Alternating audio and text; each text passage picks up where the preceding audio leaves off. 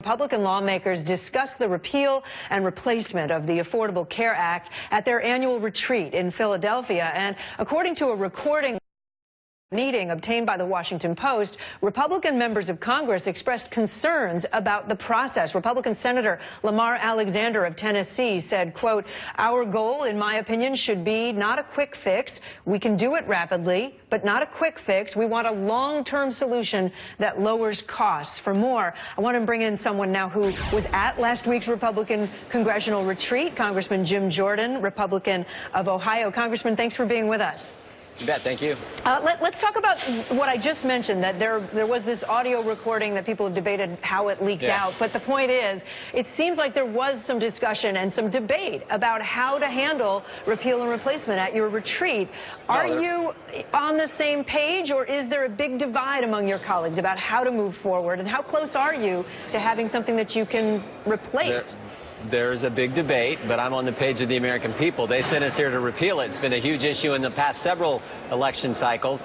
They sent us here to get rid of it, every bit of it, every tax, every regulation, every mandate. That's what I'm committed to do, and I'm committed to do it, as I think a lot of my colleagues are, as quickly as possible, because I start from the premise. I think health care gets better and costs less when Obamacare is gone, and if you believe that like I do, and I think a majority of the American people do, then let's do it as quickly as we possibly can. What do you replace it with? Can you give us a broad sketch of what you would want in there? Yeah, freedom, choice. Right now it's Washington-centered, Washington-focused, Washington telling families, doctors how to run their, and individuals how to run their health care and how to get their health care, how they're going to get their health care. I want to empower people. I want to empower doctors and empower families.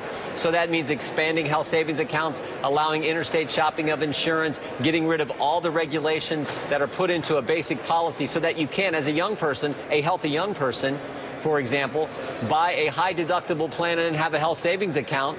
Instead, what you have now for young people who are buying in the individual market, you got them paying $500-600 a month for a $5,000 or $6,000 deductible for the healthiest people in our population. So those are the kind of things that will be there once we repeal it and put in free market principles. The Washington Post also reports that one of your colleagues, Representative John Faso from New York, a freshman congressman from the Hudson Valley, warned against using the repeal of the ACA to also defund Planned Parenthood. He said, "We are just walking into a gigantic political trap if we go down this path of sticking Planned Parenthood in the health insurance bill. If you want to do it somewhere else, I have no problem, but I think we're creating a political minefield for ourselves, House and Senate." That's a Republican saying that behind closed doors. I know you, sir, have been supportive of including a provision to defund Planned Parenthood, right? Of course we should. It was in the bill we put on President Obama's last desk. year. You're telling me we're going to put something on President Trump's desk that's not, that doesn't go as far? That's ridiculous. Let me of just course ask we this have question. to include that. Do you worry, though, that for Democrats is so unpalatable, like so they absolutely won't go there, that it then becomes just a complete non-starter? Well, I don't count on Democrats supporting whatever repeal bill we put on the president's desk. I don't count on them, frankly, helping us with the replacement that's going to empower people and not empower Washington like Obamacare does. So I don't count on them. But you may need them in the Senate, no?